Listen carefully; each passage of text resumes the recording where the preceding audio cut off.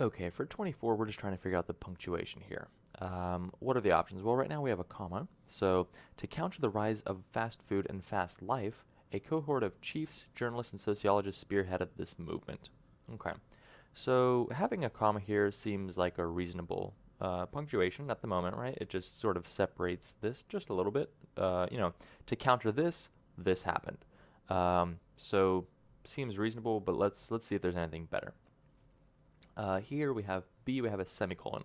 Remember, to use a semicolon, you need to, have the sentence before and after, or I guess the phrase before and after, to both be complete sentences. That's not the case here. If you put the semicolon here, this first part is not a complete sentence. To counter the rise of fast food and fast life, that's not a complete sentence.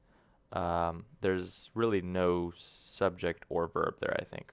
But in any case, it's not a complete sentence, so we can't use this semicolon. Okay, what about a colon? We use a colon when we're either about to, set up a list or somehow elaborate on a noun stated before. So the thing is that here, I mean, this doesn't really elaborate on fast life, right? If we were told like fast food and fast life, colon, and then maybe given a definition of what it meant precisely by fast life, then that would make sense. But here, it just continues to sort of different idea. And yes, there is this list here, right?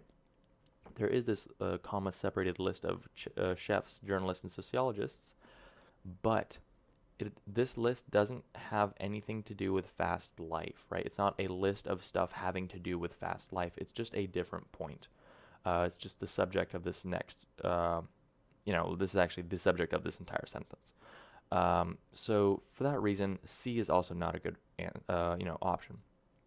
D, we just straight up put a period. And this runs into the same issue as B because, to put a period, you have to have both what comes before and after to be a complete sentence. And yes, what comes after is a complete sentence, but what comes before is not a complete sentence.